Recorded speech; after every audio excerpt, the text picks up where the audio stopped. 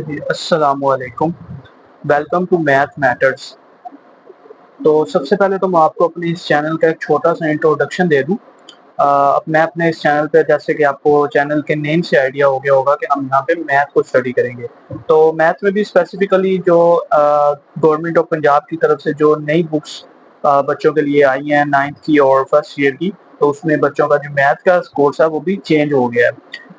तो बुक्स वगैरह मैंने देखी हैं, रिव्यू की हैं, तो कोई इतनी ज़्यादा ख़ास चेंजिंग नहीं है, लेकिन फिर भी अभी आपको मार्केट से ई बुक वगैरह या यूट्यूब पे आपको कोई प्रॉपर वीडियोज़ वगैरह नहीं मिलेंगी जिससे आप अपना मैथ के जो सॉल्यूशन है वो देख सकें। तो मेरा ये चैनल बनाने का बेसिक मकसद यही है कि बच्चों को आसान से आसान तरीके से टिप्स एंड ट्रिक्स के साथ बच्चों को मैथ के सवालात के हल करके दिखाऊँ यहाँ पे अपने इस चैनल पे।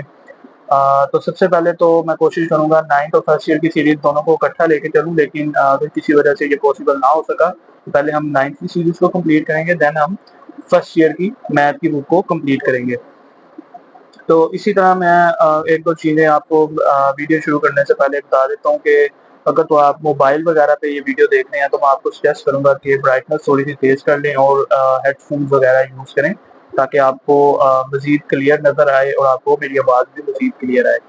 तो चलें जी, आज हम 9th का यूनिट 1 शुरू करने जा रहे हैं। तो मैथ का यूनिट 1 जो 9th क्लास की न्यू बुक के मुताबिक है, उसका नेम है रियल नंबर्स। रियल नंबर्स ये आप 7-8 क्लास में भी पढ़ के आए हैं। तो एक्सरसाइज 1.1 की तरफ जाने से पहले कुछ 1-2 कॉन्सेप्ट्स हैं, कुछ 1-2 डेफिनेशंस हैं जो आपको पता होनी चाहिए, ताकि आप 1.1 के जो क्वेश्चन हैं उनको इजीली सॉल्व कर सकें। तो चलिए जी, आज से हम अपना 9th का फर्स्ट चैप्टर यूनिट शुरू करते हैं, रियल नंबर्स। रियल नंबर्स में आपको एक तो डेफिनेशंस हैं। रियल नंबर्स की आगे 2 डिफरेंट टाइप्स होती हैं, रैशनल नंबर और इर्रेशनल नंबर। तो मैंने आपका टाइम ज़ाया ना हो, इस वजह से मैंने ये ऑलरेडी लिख के रखी हुई है कि डेफिनेशंस क्या हैं इनकी, इनको प्रेजेंट कैसे करते हैं, उनकी आगे जो टाइप्स हैं, इनकी एग्जांपल ऑलरेडी सब कुछ यहाँ पे लिखा हुआ है। तो अगर आप बच्चे चाहें तो आप स्क्रीनशॉट भी ले सकते हैं इसका। नहीं तो जब मैं 1 बाय 1 यूनिट कंप्लीट करता जाऊँगा, तो आपको एंड पे एक पीडीएफ फॉर्म में एक नोट्स भी प्रोवाइड कर दूँगा, ताकि आपके पास नोट्स भी अवेलेबल हों। तो रैशनल नंबर, जैसा कि आप यहाँ पे देख सकते हैं, डेफिनेशन में लिखा है all numbers of the form p by q where p q are integers and q is not zero are called rational number। तो तमाम ऐसे नंबर जिनको हम p by q की फॉर्म में लिख सकते हैं, जबकि p और q इंटीजर्स हो और q जीरो के इक्वल ना हो, ऐसे नंबर को हम रैशनल नंबर कहते हैं। रैशनल नंबर को हम कैपिटल Q से डिनोट करते हैं।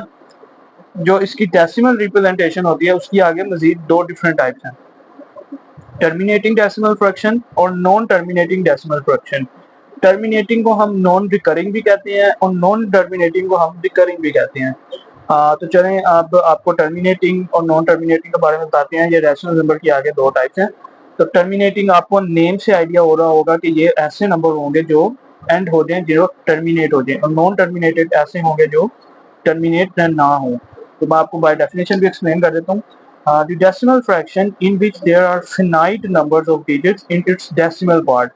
finite number, आप finite number को इस तरह कह सकते हैं जो आप काउंट कर सकते हैं। ऐसे नंबर जो काउंट कर सकें, जिनका कोई एंड हो, उनको हम finite number कहते हैं। तो जैसा कि आप यहाँ पे मैंने देखे एग्जांपल लिखी है, 3/5 इसी, अगर आप इसको सोल्व करें तो आपके पास जो आंसर आएगा वो आएगा 0.4। 0.4 के बाद इसके आगे कोई डिजिट नहीं है, मीन्स के यहाँ पे ये डिजिट टर्मिनेट हो गया, इसके बाद कोई वैल्यू नहीं आएगी, तो ये टर्मिनेटिंग डेसिमल फ्रैक्शन है। इसी तरह यहाँ पे एक और एग्जांपल दी हुई है, आप ये इसको भी देख सकते हैं कि एंड पे 5 है, तो 5 के बाद कोई डिजिट नहीं है, यहाँ पे टर्मिनेट हो गई है, तो ये भी टर्मिनेटिंग डेसिमल फ्रैक्शन है। तो नॉन टर्मिनेटिंग डेसिमल फ्रैक्शन और रिकरिंग डेसिमल फ्रैक्शन कौन सी होती हैं, उसकी डेफिनेशन अगर आप देखें, the decimal fraction in which some digits are repeated again in same order in its parts of decimal. तो इसमें आपको इनफिनाइट नंबर मिलेंगे, मीन जो कंटिन्यूज होंगे, और दूसरी बात जो यहाँ पे लिखा है वो है रिपीटेड होंगे। रिपीटेड मीन्स, अब आपको एग्जांपल के तौर पे दिखाता हूँ। अगर आप एग्जांपल देखें 2/9, इसको जब आप सोल्व करेंगे तो आपको आंसर एक प्रॉपर आंसर नहीं मिलेगा, आपको इससे कंटिन्यूज आंसर मिलेगा। तो ये इनफिनाइट है, हम इसको काउंट नहीं कर सकते। नॉन टर्मिनेटिंग है, नॉन टर्मिनेटिंग में आपको नेम से भी आइडिया होगा, ऐसे डिजिट तो टर्मिनेट ना हो, तो ये इनफिनाइट है, नॉन टर्मिनेटिंग है, और इसमें रिपीटेड नंबर भी आ रहे हैं। तो ऐसे जो नंबर्स होंगे उनको हम नॉन टर्मिनेटिंग या रिकरिंग डेसिमल फ्रैक्शन देंगे। इसी तरह यहाँ पे नीचे एक और एग्जांपल है, इसमें 3636 बार बार रिपीटेड है और कंटिन्यूस आंसर है, इसका भी कोई प्रॉपर आंसर नहीं है, तो ये नॉन टर्मिनेटिंग है और रिकरिंग है। रैशनल नंबर, रियल नंबर्स की आगे एक सेकंड टाइप है इररेशनल नंबर। तो जैसे कि आपने रैशनल नंबर की डेफिनेशन पढ़ी कि वहाँ पे समान वैल्यू p बाय q की फॉर्म में होती हैं। इररेशनल में इसके ऑपोजिट है, the number which can not be written in the form of p by q are called irrational number, they are neither terminating nor recurring. Means के ये ऐसे डिजिट्स होंगे जो टर्मिनेट भी नहीं होंगे और जो नॉन टर्मिनेटिंग भी नहीं होंगे। रिकरिंग मीन्स नॉन, जो रिपीटेड आएंगे। तो इसकी एग्जांपल के तौर पे अगर आप देखें तो ये अंडर रूट के 2, अगर आप इसकी वैल्यू, इसको अगर आप कैलकुलेटर पे सॉल्व करें तो आपको इसका कंटिन्यूस आंसर आएगा, इसमें आपको रिपीटेड वैल्यूज भी नहीं नजर आ रही, तो मीन्स के ये वैल्यू टर्मिनेट भी नहीं हो रही, इसके अंदर रिपीशन भी नहीं है, इसी तो ये इररेशनल नंबर है। इसी तरह अगर आप इसकी जो वैल्यू देखें तो इसमें पाई की जो वैल्यू होती है वो होती है 3.14, इसका भी कंटिन्यूस आंसर है लेकिन राउंड ऑफ करके इसको 3.14 कहा जाता है, तो ये भी इररेशनल नंबर की ही एक एग्जांपल है। तो चलिए अब हम नेक्स्ट चलते हैं। नेक्स्ट कुछ प्रॉपर्टीज हैं रियल नंबर्स की, आपको वो पता होनी चाहिए नेक्स्ट क्वेश्चन सॉल्व करने से पहले। तो प्रॉपर्टीज ऑफ रियल नंबर में अगर आप देखें तो पहली प्रॉपर्टी है वो है क्लियर की प्रॉपर्टी। अब जो प्रॉपर्टीज ऑफ रियल नंबर्स हैं ये दो तरह की होगी, एडिशन के हवाले से भी होगी और मल्टीप्लिकेशन के हवाले से भी होगी। मैंने दोनों यहाँ पे एक ही पेज पे लिख दी हैं ताकि आपका टाइम जाया ना हो और हम एक ही पेज पे इसके कॉन्सेप्ट को क्लियर कर लें। तो जो क्लियर की प्रॉपर्टी है उसमें जो एडिशन की प्रॉपर्टी अगर आप देखें तो वो है a plus b belongs to rational number. Means के a प्लस बी की जो जब आप सोल्व करें तो आपका जो आंसर है वो रैशनल नंबर हो। तो उसी एग्जांपल के तौर पे अगर आप ये देखें तो ये 2 प्लस 3 इज इक्वल 5, 5 क्या है, रैशनल नंबर है। मल्टीप्लिकेशन के हिसाब से a into b belongs to rational number, तो जब आप a एंड b को मल्टीप्लाई करेंगे तो आपका जो आंसर आएगा वो रैशनल नंबर होगा। इसकी एग्जांपल भी बहुत इजी है, 2 into 3 is equal 6, 6 is a rational number. Next आपके पास जो प्रॉपर्टी है वो है कम्यूटेटिव। कम्यूटेटिव में अगर आप एडिशन की प्रॉपर्टी देखें तो उसमें लिखा है a plus b is equal to b plus a. Means के आपकी जो दोनों साइड पे वैल्यूज हैं अगर आप उनको प्लस करें तो आपके पास जो आंसर आए वो एक रियल नंबर हो। तो अगर आप ये देखें 2 plus 3 is equal 3 plus 2 is equal 5, तो ये दोनों सेम है, तो ये कम्यूटेटिव की प्रॉपर्टी एडिशन के हवाले से। मल्टीप्लिकेशन के हवाले से आप प्रोडक्ट कर देंगे ए एंड बी का एंड बी एंड ए का। तो अगर आप यहाँ पे देखें 2 into 3 is equal 6, 3 into 2 is equal 6, 6 जो है वो है एक रैशनल नंबर।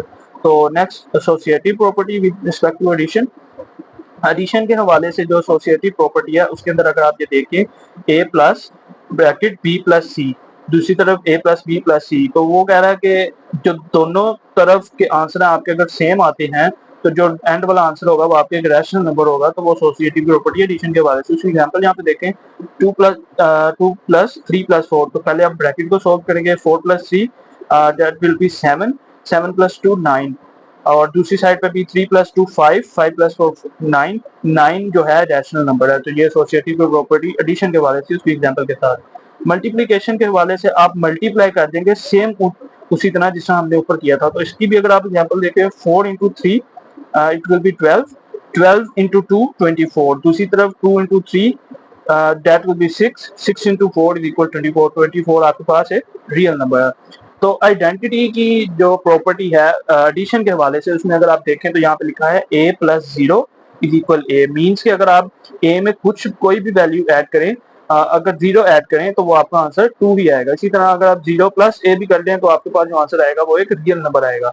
तो ये एग्जांपल के तौर पे अगर देखें 2 plus zero is equal to, इस तरह 0 plus 2 is equal to. Multiplication के हवाले से अब आप किसी भी रियल नंबर को 1 के साथ अगर मल्टीप्लाई करेंगे तो आपका जो आंसर आएगा वो एक रियल नंबर आएगा। मल्टीप्लिकेशन में 2 into 1 is equal to 1 into 2 is equal to. Inverse की प्रॉपर्टी, इसमें अगर आप कोई दो वैल्यू उनको अगर आप माइनस करेंगे तो आपके पास जो आंसर आएगा वो 0 आएगा एडिशन में, जबकि मल्टीप्लिकेशन में आपके पास 1 आएगा। तो इसकी एग्जांपल अगर आप देख लें 2 minus 2 is equal 0, minus 2 plus 2 is equal 0। इस तरह जब हमने 2 को 1 बाई 2 से मल्टीप्लाई किया तो इसका आंसर आ गया 1।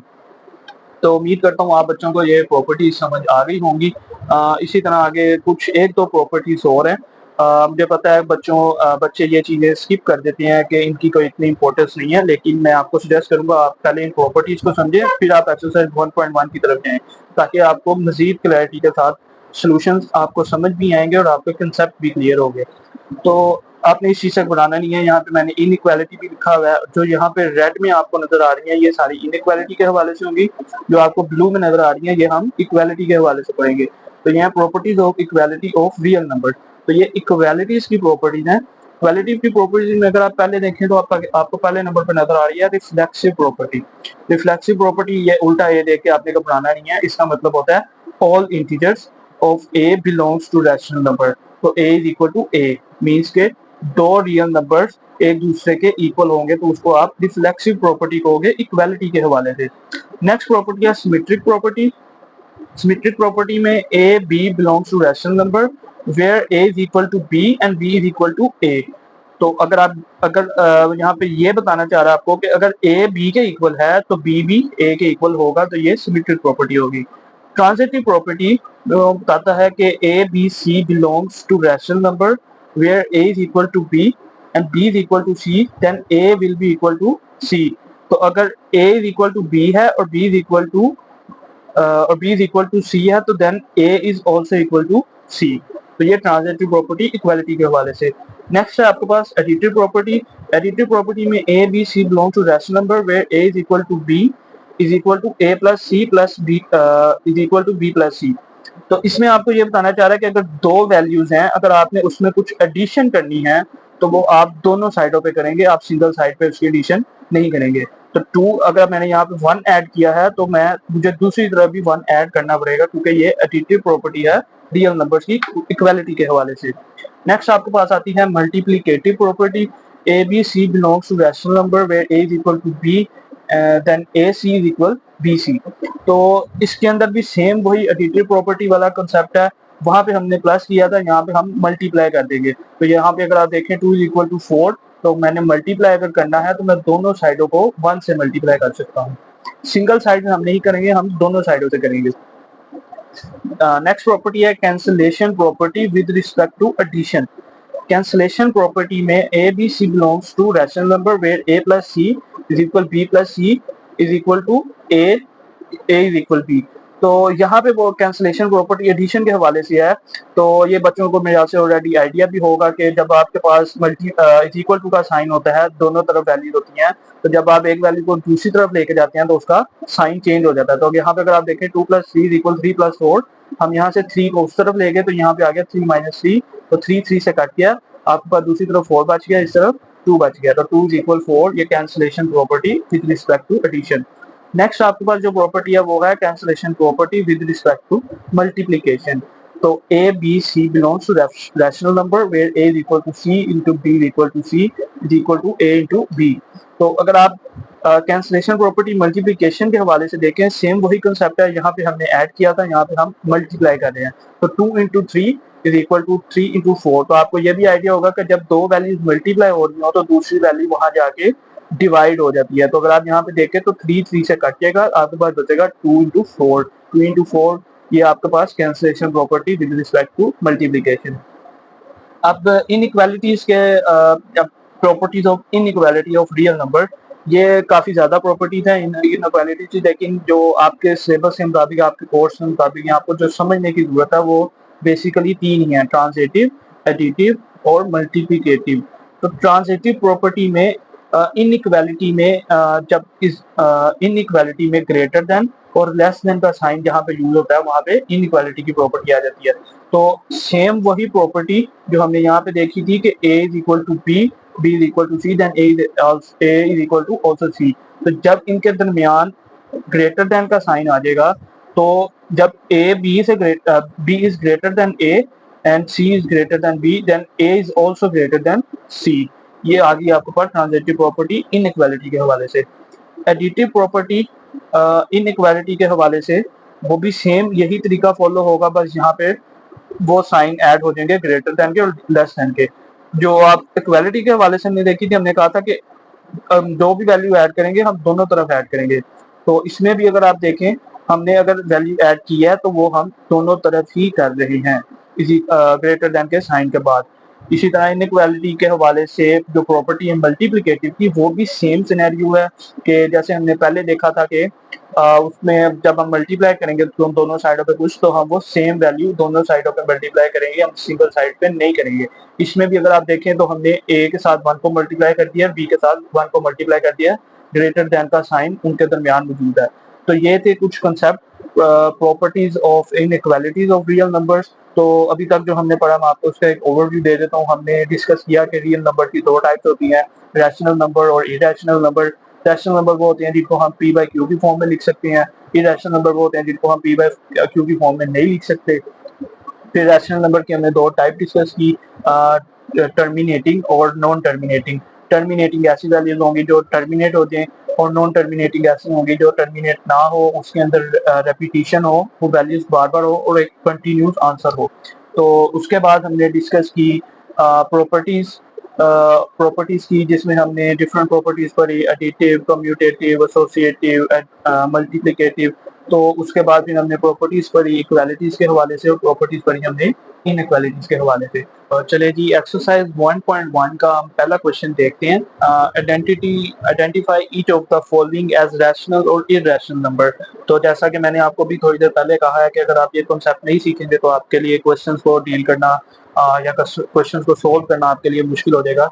तो सेम वही चीज यहाँ पे आप अभी देखेंगे।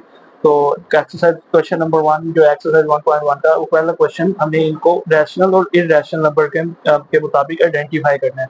तो फर्स्ट क्वेश्चन अगर आप देखें 2.353535, तो ये जो अब आपने पीछे अभी हमने जिस तरह डिस्कस किया टर्मिनेटिंग और नॉन टर्मिनेटिंग को, तो टर्मिनेटिंग में हमने कहा था कि जो डिजिट एंड हो जाए उनको हम टर्मिनेटिंग कहते हैं, नॉन टर्मिनेटिंग तो कंटिन्यू चले।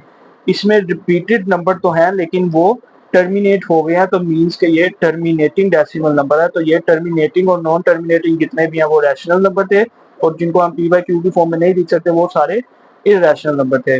तो नेक्स्ट क्वेश्चन अब हम देखते हैं 0.6 बार। बार का मतलब होता है कि जो जिस नंबर पे बार होती है वो नंबर रिपीटेड होता है। तो अगर आप इस नंबर को देखें 6 रिपीटेड है और कंटिन्यूज है, तो यहाँ पे अगर आप देखें ये कंटिन्यूज है और रिपीटेड है, तो ये नॉन टर्मिनेटिंग में आएगा। So 0.666 is a recurring decimal number, therefore it is a rational number. Then अगर आप नेक्स्ट क्वेश्चन पे हम चलते हैं 2.236067 डॉट डॉट डॉट, मीन्स के ये 100 ऑन है, और ये इरेशनल नंबर है। इरेशनल नंबर क्यों है? इसके अंदर ना तो ये टर्मिनेट हो रहा है, ना इसमें रिपीटेड वैल्यूज हैं।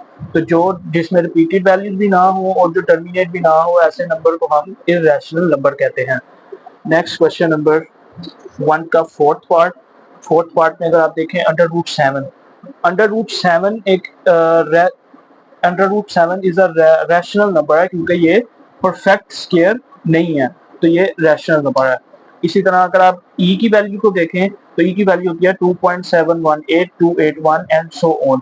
ये इरेशनल नंबर है। इरेशनल नंबर क्यों है? कि रिपीटेड नहीं है, टर्मिनेट नहीं हो रहा है, इस वजह से ये इरेशनल नंबर है। पाई की वैल्यू भी कंटिन्यूस आंसर होती है, इसका भी रिपीटेड नहीं है, कंटिन्यूस है, तो इस वजह से ये भी इरेशनल नंबर है। तो अब नेक्स्ट क्वेश्चन पे अब हम चलते हैं 5 + 11। अब इस क्वेश्चन में थोड़ा सा ट्रिकी पार्ट ये है कि 5 जो है आपके पास रैशनल नंबर है और 11 जो है आपके पास इररेशनल नंबर है। तो जैसे हमने पीछे पढ़ा कि 5 स्क्वायर रूट जो है वो परफेक्ट स्क्वायर नहीं था, जिसकी वजह से वो इररेशनल नंबर था। तो यहाँ पे भी अगर आप देखें 5 is a rational and 11 is a irrational number. तो sum of rational and irrational is irrational number, तो this one is a irrational number. So next अगर अब आप देखें 3 and 13, both 13 and 3 are irrational, क्योंकि ये परफेक्ट स्क्वायर नहीं है, इस वजह से 13 + 13 आर 3 + 13 इज इरेशनल नंबर। 15/4, ये तो बहुत इजी क्वेश्चन है। जैसा हमने रैशनल नंबर की डेफिनेशन पढ़ी थी कि जिनको हम पी बाई क्यू की फॉर्म में लिख सकते हैं उनको हम रैशनल नंबर कहते हैं। तो 15/4 is a rational number. Next अगर आप क्वेश्चन देखें, both of these are irrational number, therefore it is an irrational. नहीं बच्चों, ये जरा यहाँ पे थोड़ी सी गलती हो गई है, इसको मैं अभी आपको ठीक करके बता देता हूँ, क्योंकि ये क्वेश्चन का जो आंसर है ये है, ये रैशनल नंबर है। और आप मेरी इस बात पे जरा थोड़े से कंफ्यूज भी हो रहे होंगे कि पीछे हमने जो अंडर रूट वाले क्वेश्चन देखे उनमें हमने कहा कि ये इरेशनल नंबर है, लेकिन ये वाला जो क्वेश्चन है इसका आंसर थोड़ा सा डिफरेंट है, वो मैं आपको बताता चलूँ। तो अगर हम इस ब्रैकेट को सोल्व करें, तो जब हम 2 को 2 से मल्टीप्लाई करेंगे तो आपके पास आ जाएगा 4। इसी तरह -2 और under minus under root two plus under root two, तो जब आप इसको सोल्व करेंगे तो आपके पास जो आएगा आंसर वो आ जाएगा इनका स्केयर। तो स्केयर इस अंडर रूट से कट जाएगा, पीछे आपके पास बचेगा 4 - 2 एंड 4 - 2 को जब आप सोल्व करेंगे आपके पास आंसर आएगा 2। जो आपका आंसर है 2 ये रैशनल नंबर है, ये इरेशनल नहीं है। तो आपने अपने पास ये इस मिस्टेक को जरा सोल्व कर लेना है। तो अब हम चलते हैं एक्सरसाइज 1.1 के क्वेश्चन नंबर 2 की तरफ। एक्सरसाइज 1.1 का क्वेश्चन नंबर 2 का फर्स्ट पार्ट अगर हम देखते हैं तो क्वेश्चन है जी represent the following number on the number line. तो इस क्वेश्चन को सोल्व करने के लिए आपको पुरकार की जरूरत पड़ेगी, एक स्केल की जरूरत पड़ेगी। तो ये आपके पास होना चाहिए, अवेलेबल होगा आपके पास। तो इससे आपने पहले एक सीधी लाइन लगा लेनी है आपने इस क्वेश्चन को सोल्व करने के लिए। तो अगर आप यहाँ पे अब देखें स्केल से सीधी लाइन अगर आप लगा लें, यहाँ पे सीधी लाइन लगाने के बाद आपने यहाँ पे एक प्रॉपरली डिस्टेंस अरेंज करना है। तो आप अगर देखें तो मैं स्केल के मुताबिक ही जो प्रॉपर एक डिस्टेंस उन्होंने यहाँ पे दिया हुआ है वो मैंने उसके मुताबिक यहाँ पे कुछ लाइंस लगा दी हैं। तो उस लाइंस को लगाने के बाद आपने इनके ऊपर एक नंबर दे देना है। तो हम अपना पॉइंट मान लेते हैं 0, 1, 2, 3, 4, 5, 6। इसी तरह तो दूसरी साइड पे आप जाते हैं तो वो आ जाते हैं माइनस में। लेकिन जो हमारा क्वेश्चन है उसमें हमें माइनस की कोई खास जरूरत नहीं है। तो अगर आप माइनस पे नहीं भी लगाते तो इतना कोई खास इशू नहीं है। तो नेक्स्ट काम आपने जो करना है, हमने यहाँ पे निकालनी है अंडर रूट 2 की वैल्यू। तो जो नेक्स्ट काम आपने करना है, आपने पुरकार पकड़नी है, पुरकार को आपने 0 पे रखना है। 0 पे रख के आपने इसको 1 तक ओपन करना है। पुरकार को 1 पे रख के आपने 1 तक ओपन करके या आपने यहाँ पे एक रे लगा देनी है ऐसे करके। अब जो हमने रे लगाई है, अब हम इसको स्केल की मदद से एक स्ट्रेट लाइन लगा के 90 के एंगल की एक लाइन लगा के उसको हम इस तरह यहाँ पे लगा देंगे। तो अगर आप चाहें तो इस लाइन को एक्सटेंड भी कर सकते हैं, लेकिन अगर आप ऐसे भी रखना चाहें तो ऐसे रख सकते हैं। उसके बाद हम 0 को और जो इस पॉइंट को हम मिला देंगे।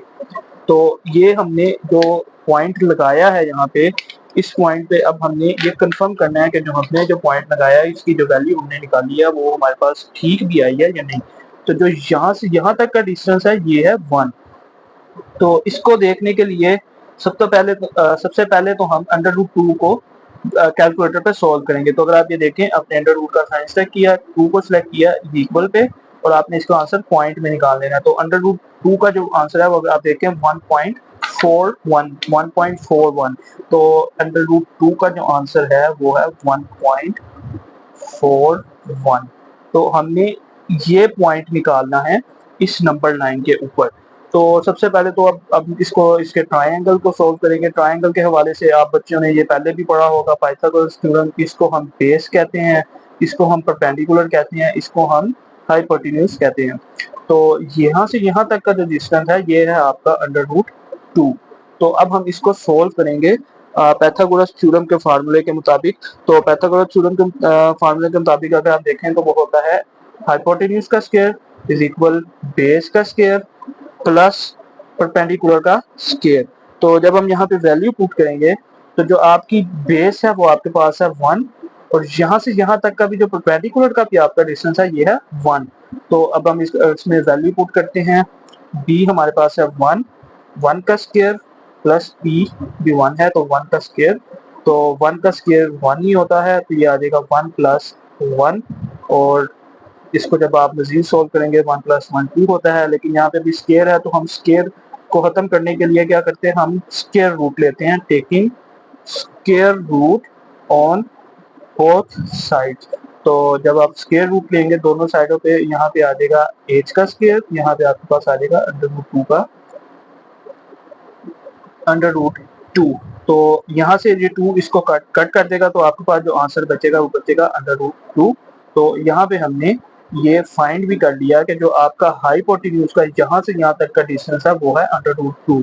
लेकिन ये क्वेश्चन अभी कंप्लीट नहीं हुआ। नेक्स्ट आपने इस पुकार को 0 पे रखना है, और जो हमने रे लगाई थी पहले, आपने उस रे तक पुकार को ओपन करके आपने यहाँ पे एक रे लगा देनी है।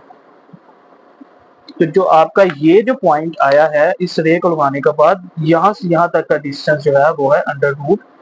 तो हमने नंबर 9 पे √2 को फाइंड कर लिया है। नंबर 2 का सेकंड पार्ट हम देखते हैं, जिसमें हमने √2 वाला पार्ट सॉल्व किया। इसके अंदर भी हम उसी तरह एक स्ट्रेट लाइन लगाएंगे स्केल की मदद से। उसके बाद हम उसके ऊपर एक एग्जैक्ट डिस्टेंस यहाँ पे मेजर करेंगे। एग्जैक्ट डिस्टेंस मेजर करने के बाद से उसी तरह पहले तो हम √3 का कैलकुलेटर पे आंसर निकालेंगे। √3 को अगर आप कैलकुलेटर पे सोल्व करें तो आपके पास जो आंसर आता है वो आता है 1.73। तो 1.73 हम यहाँ पे लिख लेते हैं। हमने 1.73 को इस नंबर 9 पे हमने इसको मेंशन करना है। तो सबसे पहले तो उसी तरह आप 0 से लेके जो 1 तक का डिस्टेंस है वहां तक आप कार ओपन कर लें। ये ओपन करने के बाद फिर आपने 1 पे रख के एक ये रे लगानी है। तो 1 पे रख के जब आप एक रे लगाएंगे उसके बाद हम उसको स्केल की मदद से एक्सटेंड कर देंगे 1 से यहाँ तक। तो आपका जो यहाँ से यहाँ तक का डिस्टेंस है ये है आपके पास 1। तो इसके अंदर भी उसी तरह जिसमें हमने पाइथागोरस थ्योरम लगाया था कि ये आपके पास बेस है, ये आपके पास परपेंडिकुलर है, ये आपके पास हाइपोटेन्यूज है। तो जो उसका फॉर्मूला है वो है एक हाइपोटेन्यूज का square is equal to base square plus perpendicular का स्क्वायर। तो इसके अंदर भी हम उसी तरह वैल्यू लगाएंगे।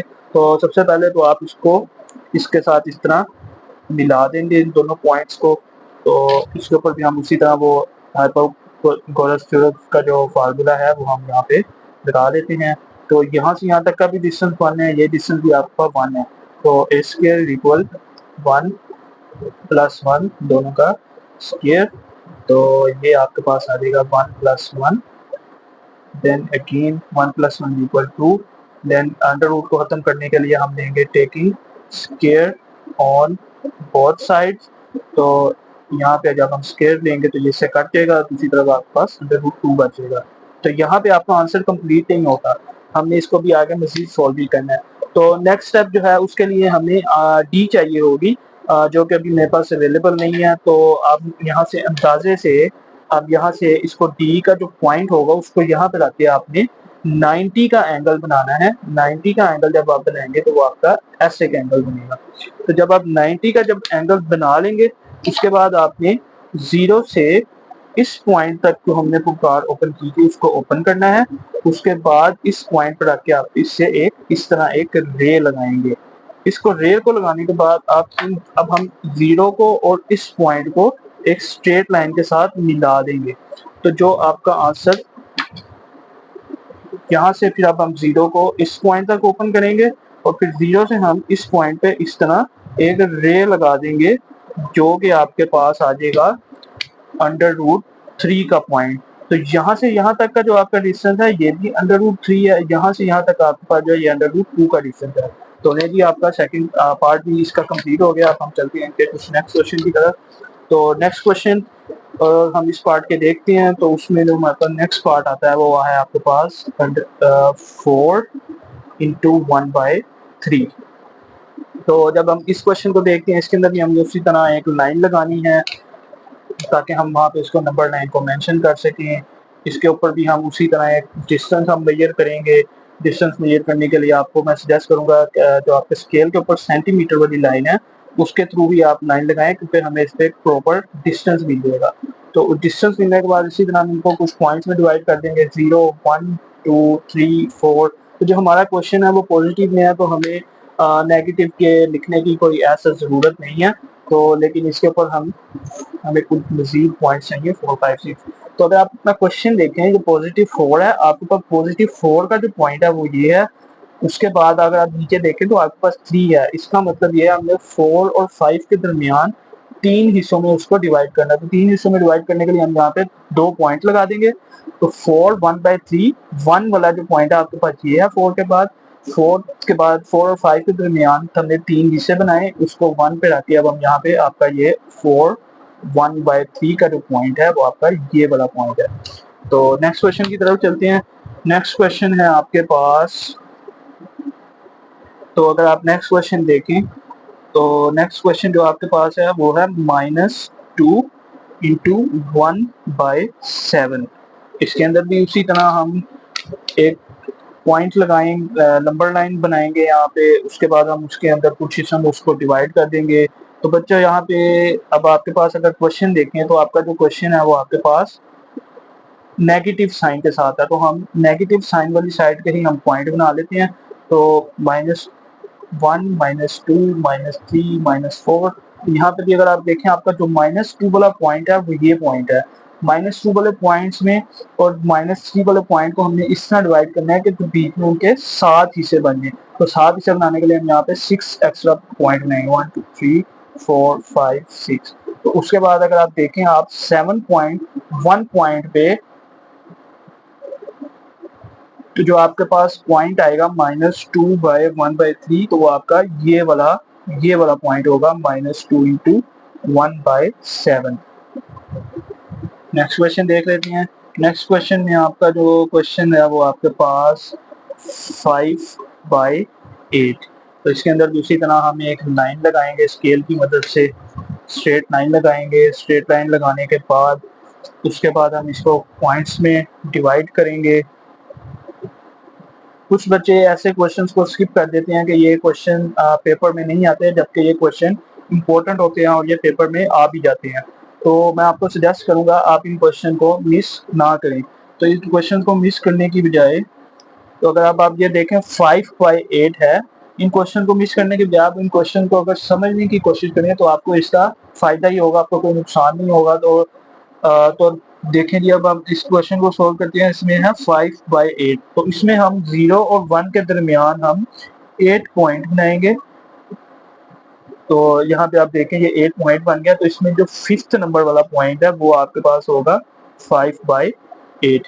तो इसी तरह हम नेक्स्ट और इस पार्ट का लास्ट क्वेश्चन देख लेते हैं। लास्ट क्वेश्चन में आपके पास है 2 इंटू 3/4। तो इसके अंदर अगर आप देखें तो उसी तरह हम एक स्ट्रेट लाइन लगाएंगे। पहले तो स्ट्रेट लाइन लगा दी हमने, उसके बाद इसमें पॉइंट्स बनाएंगे ताकि हम नंबर लाइन को जो क्वेश्चन है उसके पॉइंट्स बना के उसको हम यहाँ पे सोल्व कर सकें। तो यहाँ पे अगर आप देखें पॉजिटिव में है 0 1 2 3 4 5। तो यहाँ पे भी उसी तरह अगर आप देखें 2 और 3 के दरमियान हमें 4 पॉइंट चाहिए, तो उसके लिए यहाँ पे हम 3 लाइन लगा देंगे और जो ऊपर वाला आपको पॉइंट है वो है 3। तो अगर आप ये वाला पॉइंट देखें तो ये है 2 3/4, ये पॉइंट आपका है 2 3/4। तो ये हमारा ये क्वेश्चन भी सोल्व हो गया। तो अब हम नेक्स्ट क्वेश्चन को देखते हैं। नेक्स्ट क्वेश्चन नंबर 3 की स्टेटमेंट वो कहता है express the following as rational number in p by q form where p q are integers and q is not equal to 0। तो इस क्वेश्चन को सोल्व करने के लिए अब आप यहाँ पे हम देखें, हम यहाँ पे जो वैल्यू उन्होंने हमें दिया हम उसको लेट कर लेते हैं x के इक्वल। उसको हम कहते हैं लेट x इज इक्वल 0.4 बार। तो बार की जो मैंने आपको पहले भी बताया था कि बार का मतलब होता है कि जिस नंबर पे बार होती है वो नंबर रिपीटेड होता है। इसको इक्वेशन को हम नाम दे देते हैं 1 का। ये इक्वेशन आपके पास 1 आ गई। अब नेक्स्ट आपने क्या करना है, नेक्स्ट आपने दोनों साइडों को 10 के साथ मल्टीप्लाई कर देना है। तो यहाँ पे हम लिखेंगे मल्टीप्लाई बोथ साइड विथ 10। जब आप इसको 10 से मल्टीप्लाई करेंगे तो 10 से मल्टीप्लाई करने के बाद आपके पास जो आंसर आएंगे वो आएगा 10। एक तरफ आपके पास आ जाएगा 10x और दूसरी तरफ जब आप 0.444 एंड सो ऑन को जब आप 10 से मल्टीप्लाई करेंगे तो आपके पास यहाँ पे आ जाएगा 10x और यहाँ पे आपके पास आ जाएगा 4.4444 एंड कंटिन्यूस। आप इसको अपने कैलकुलेटर पर भी सॉल्व करके देख सकते हैं। जब आप इसको कैलकुलेटर पर सॉल्व करेंगे तो आपके पास इसी तरह यही आंसर आएगा। और अब हम इस इक्वेशन को हम 2 का नाम दे देते हैं। 2 का हमने इसको नाम दे दिया। अब हमने क्या करना है, अब हमने 2 में से 1 को सब्ट्रैक्ट करना है। सब्ट्रैक्ट मींस माइनस करेंगे। अब हम इसको सब्ट्रैक्ट इक्वेशन 1 फ्रॉम 2। तो जब आप इसको इक्वेशन 1 में से 2 पर माइनस करेंगे, तो जब आप इसको माइनस करेंगे तो ये जो 10x है ये इस x के साथ माइनस हो जाएगा। तो यहाँ पे आ जाएगा 10x माइनस x और दूसरी तरफ आपके पास 0.44 तो और माइनस 4.44 एंड सो ऑन। जब आप इसको सोल्व करेंगे यहाँ पे आपके पास आ जाएगा आंसर 9/x और जब आप इसको सोल्व करेंगे तो आपके पास जो आंसर आएगा वो आपके पास आएगा 4। आप इसको कैलकुलेटर पे सोल्व करके देखिएगा, आपको यही आंसर मिलेगा 4/9 मीन्स कि हमने इसको p/q की फॉर्म में लिख दिया है, जो कि हमारे क्वेश्चन की स्टेटमेंट थी। तो ये जो फॉर्म आपके पास आई है ये आपका आंसर है। तो इसी पार्ट के नेक्स्ट क्वेश्चन को देखते हैं। नेक्स्ट क्वेश्चन की जो क्वेश्चन है, अगर आप इसका देखें, उसकी वैल्यू है 0.37। ये भी इसी तरह जिस तरह हमने भी पिछला क्वेश्चन सोल्व किया, सेम उसी तरीके से होगा। 0.37 भी इसको हम x के let this value is equal to x। बच्चों यहाँ पे मैं एक चीज ऐड करना भूल गया, 337 के ऊपर बार भी है। तो जब आप बार को सोल्व करेंगे तो बार का मतलब होता है कि वो वैल्यू रिपीटेड है। तो ये मीन्स कि ये आंसर आपका कंटिन्यूज है। तो इसको अब हम जब आपके पास दो वैल्यूज आएंगी, अब इस क्वेश्चन के अंदर थोड़ा सा डिफरेंट ये आएगा कि हमने पहले 10 से मल्टीप्लाई किया था, आपके पास सिंगल वैल्यू थी, और यहाँ पे आपके पास दो वैल्यूज हैं। तो इन दो वैल्यूज को आप मल्टीप्लाई बोथ साइड विथ 100। अब हम इसको 100 से मल्टीप्लाई करेंगे। तो जब आप 100 से मल्टीप्लाई करेंगे, x को मल्टीप्लाई करेंगे, तो आपके पास आ जाएगा 100x।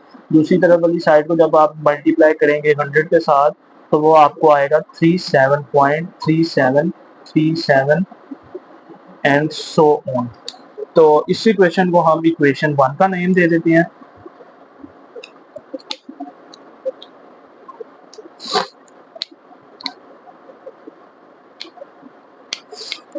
नहीं, बल्कि इस इक्वेशन को हम इक्वेशन 2 का नेम देंगे, इसको हम इक्वेशन 1 का नेम देंगे।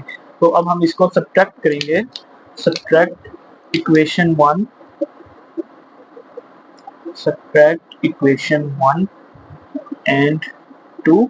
तो जब आप इसको सब्ट्रैक्ट करेंगे, सब्ट्रैक्ट करने के बाद आपके पास जो आंसर आएगा, आप इसको 100x को इस x से जब माइनस करोगे तो ये आपके पास इस तरह आएगा 100x माइनस x, और दूसरी तरफ 0.3737 and so on minus 3, sorry ये माइनस पर जाएगा 37.3737 एंड सो ऑन। तो जब आप इसको सोल्व करेंगे, यहाँ पे आपके पास आ जाएगा 99x, और दूसरी तरफ आपके पास आ जाएगा 37।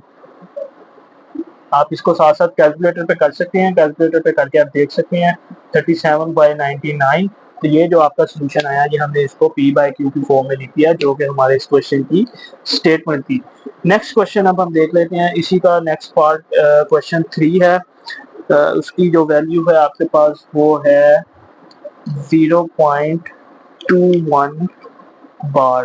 तो जब आप इसको भी उसी तरह हम इसको सबसे पहले x के इक्वल कर लेंगे।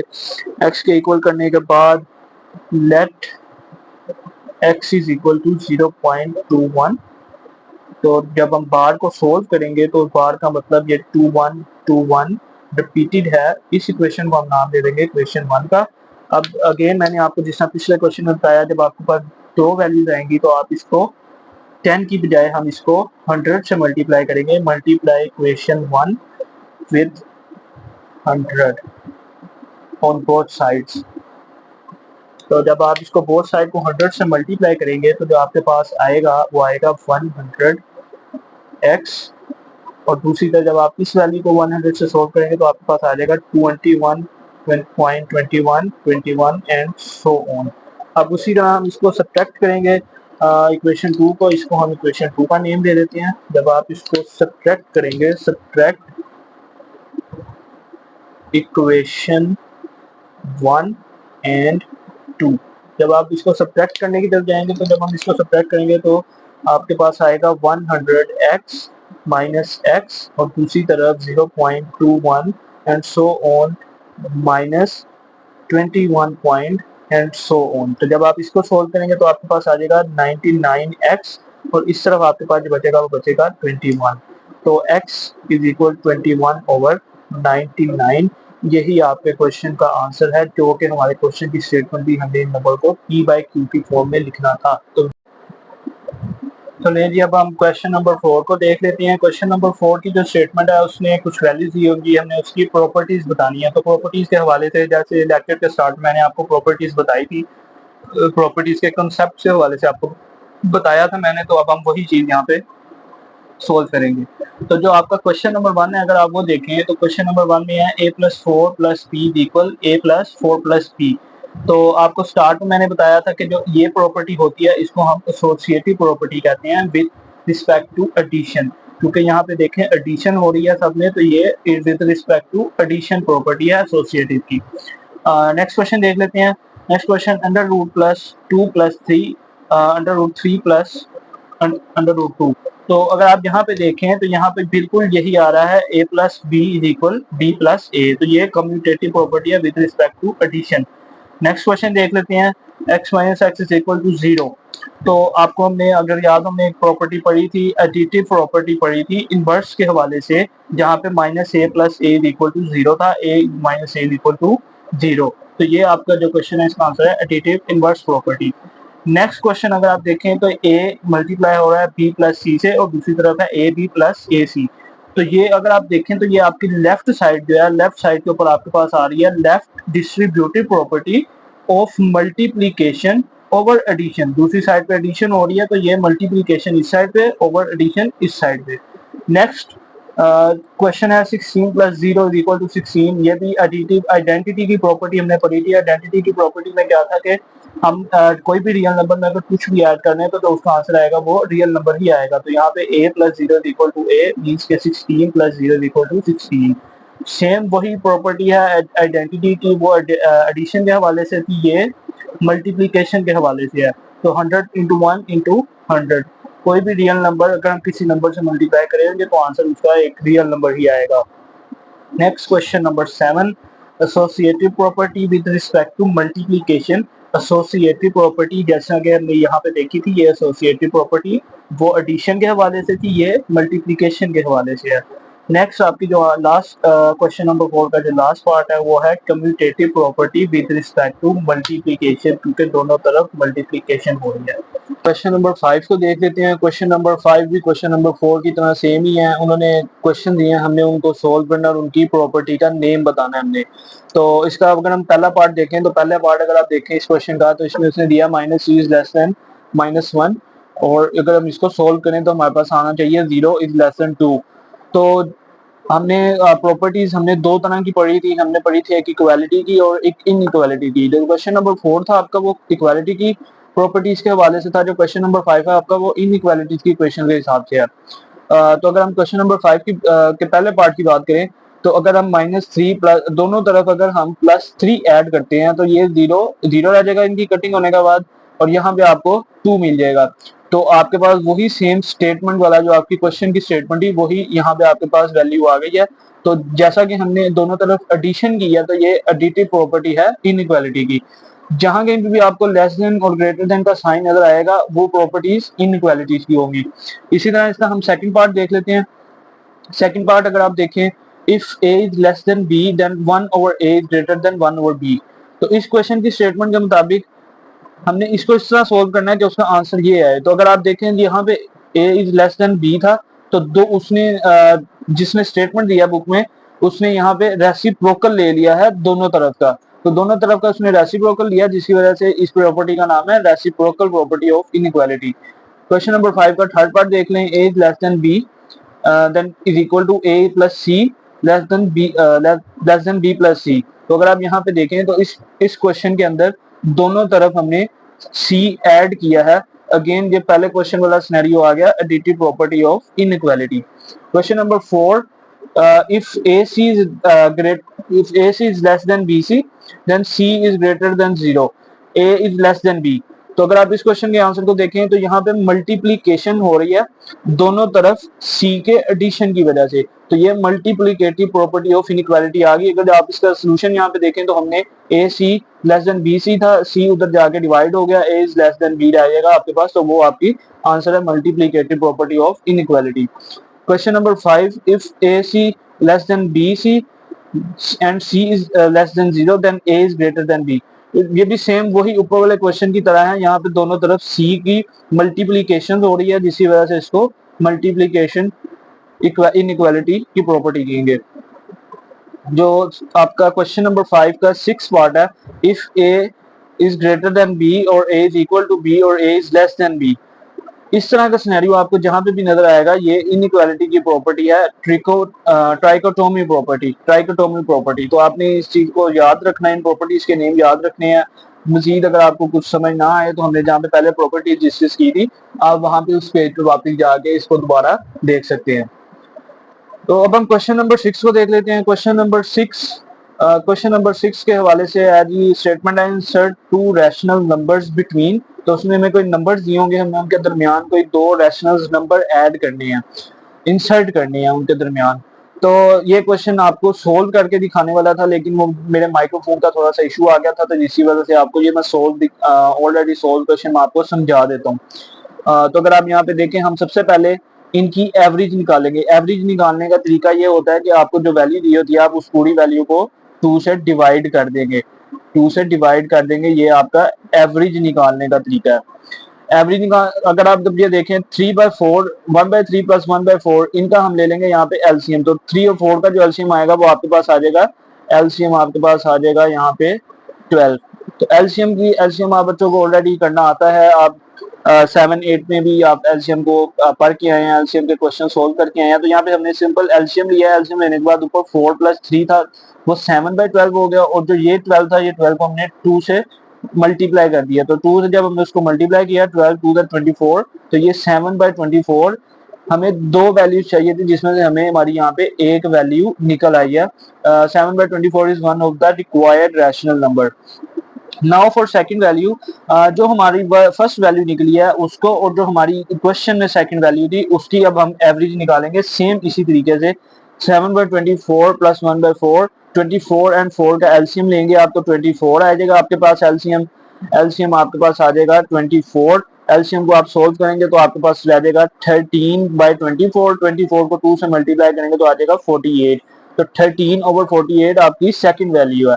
तो एंड पे क्वेश्चन कंप्लीट करने के बाद आपने ये स्टेटमेंट लाजमी लिखनी है, hence two rational number between 1/3 and 1/4 are 7/24 and 13/48। तो चलें अब हम इसका क्वेश्चन नंबर 6 का सेकंड पार्ट देख लेते हैं। इसके अंदर भी हम उसी तरह एवरेज लेंगे। एवरेज लेने के लिए आपने जो रकम आपके पास है, आप उसमें एडिशन करके उनको 2 से डिवाइड कर देंगे। तो जब आप 2 से डिवाइड करेंगे तो 3 + 4 it will be 7। 7/2, 7/2 is one of the required rational number. तो आपकी यहाँ पे फर्स्ट वैल्यू निकल आई है। अब हम सेकंड वैल्यू में उसी तरह जो आंसर हमारा निकला है उसको हम, जो हमारे क्वेश्चन की जो सेकंड वैल्यू थी उसके साथ हम इसका एवरेज निकाल लेंगे। तो ये आपका 7/2 ऐसे ही आ जाएगा, प्लस 4, और नीचे आपके पास आ जाएगा 2। तो जहां पे कुछ नहीं होता वहां पे 1 आ जाता है। तो जब आप इसका एलसीएम लेंगे, आपके पास एलसीएम आ जाएगा 2, देन 7 प्लस 4 टू द 8, और ये वाला 2 वैसे ही नीचे आ जाएगा। तो 7 में अगर आप 8 प्लस करें तो ये आपके पास आ जाएंगे 15। 15/2 डिवाइडेड बाई 2, ये 2 को आप जब इस 2 से मल्टीप्लाई करेंगे तो आपके पास आंसर आ जाएगा 15/4। तो ये आपकी सेकंड वैल्यू भी आ गई यहाँ पे। तो इस क्वेश्चन के नीचे भी हम उसी तरह वो स्टेटमेंट लिख देंगे, hence two rational number between 3 and 4 are 7/2 and 15/4। तो ये आपके दूसरे क्वेश्चन नंबर 6 का भी सेकंड पार्ट हो गया। क्वेश्चन नंबर 6 का आखिरी और एक्सरसाइज 1.1 का भी लास्ट क्वेश्चन हम देख लेते हैं। तो अगर आप इस क्वेश्चन को देखें तो इस क्वेश्चन में आपने उसी तरह जिस तरह हमने फर्स्ट क्वेश्चन सॉल्व किया था, हम इसके अंदर एवरेज ले लेंगे। एवरेज लेने का तरीका मैंने आपको बता दिया है कि 3/5 इन दोनों को जो हमें वैल्यू दी है उनको हम प्लस करेंगे और उसके बाद उसको 2 से डिवाइड कर देंगे। तो ये नीचे वाला जो 2 डिवीजन वाला है वो वैसे का वैसे ही आ जाएगा। ऊपर आप 5 का एलसीएम लेंगे तो 5 आ जाएगा, ऊपर 3 + 4 आ जाएगा आपके पास। तो 4 और 3 को जब आप प्लस करेंगे तो ये आ जाएगा 7/5/2। ये 2 ये वही डिवीजन वाला 2 है। अब आप 5 को 2 से मल्टीप्लाई कर देंगे तो ये आ जाएगा 7/10 is one of the required rational number. तो अब हमने सेकंड वैल्यू निकालनी है। सेकंड वैल्यू निकालने का सेम वही तरीका है, कोई डिफरेंट चीज नहीं है, आपको समझ आ जानी चाहिए अभी तक, क्योंकि आप ये ऐसे क्वेश्चन आप 7-8 में भी सोल्व करते आए हैं। तो अब हम 7/10 और ऊपर से हम उसकी जो क्वेश्चन की सेकंड वैल्यू है वो लेके उसको अब हम 2 से डिवाइड कर देंगे। तो इसके अंदर भी सेम वही तरीका, आप 10 और 5 का एलसीएम लेंगे। तो एलसीएम लेने का तरीका वैसे आपको पता है, मैं एक दफा आपको फिर यहाँ पे सोल्व करके बता देता हूँ। 10/5, तो ये आपके पास 5 to the 10, 5 1 the 5, और आपके पास यहाँ पे जो एलसीएम आ जाएगा आपके पास वो आ जाएगा यहाँ पे 10, 5 to the 10 आपके पास आ जाएगा एलसीएम। ऊपर से आप उसको उस तरह सोल्व करेंगे, 7 वैसे का वैसे आ जाएगा, 4 to the 8, 7 + 8, ये वाला 2 आपका डिवीजन वाला वैसे ही आ गया।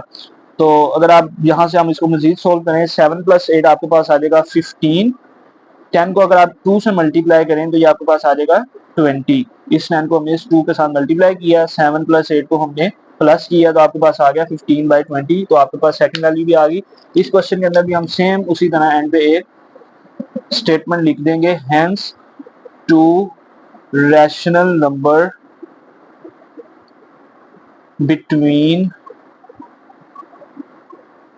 3/5 and 4/5 are 7/10 and 15/20। तो लेकिन आज की हमारे इस लेक्चर का हम एंड करते हैं। हमारे इस लेक्चर में आज हमने एक्सरसाइज 1.1 की है। 1.1 के हमने तमाम क्वेश्चंस आपको यहाँ पे सोल्व करके मैंने दिखाए हैं, आपको कंसेप्ट के साथ समझाए हैं। इसके अलावा हमने कुछ डेफिनेशन एंड कुछ कंसेप्ट क्लियर किए थे। रियल नंबर की प्रॉपर्टीज हमने पढ़ी थी, फिर हमने प्रॉपर्टीज इक्वालिटी और इनइक्वालिटीज के हिसाब से पढ़ी थी, फिर हमने स्टार्ट में डेफिनेशन की थी, कुछ कंसेप्ट किए थे। रियल नंबर की डेफिनेशन में हमने रियल नंबर के 2 पार्ट देखे थे, rational number and irrational number. फिर रैशनल नंबर की हमने आगे 2 टाइप्स पढ़ी थी, टर्मिनेटिंग एंड नॉन टर्मिनेटिंग। अगर आपको इसमें से किसी चीज की कुछ ना समझ आई हो तो आप कमेंट सेक्शन में भी मेरे से पूछ सकते हैं, या आप वीडियो को पॉज करके या वीडियो को पीछे करके आप वीडियो को फॉरवर्ड फास्ट फॉरवर्ड करके भी आप देख सकते हैं। और अगर आपको फिर भी किसी चीज की कुछ समझ ना आए, आप कमेंट सेक्शन में मेरे से पूछें, इंशाल्लाह मैं आपके कमेंट सेक्शन में आपको आपके आंसर्स प्रोवाइड करूंगा। और इंशाल्लाह मिलते हैं आपसे नेक्स्ट वीडियो में। अल्लाह हाफिज।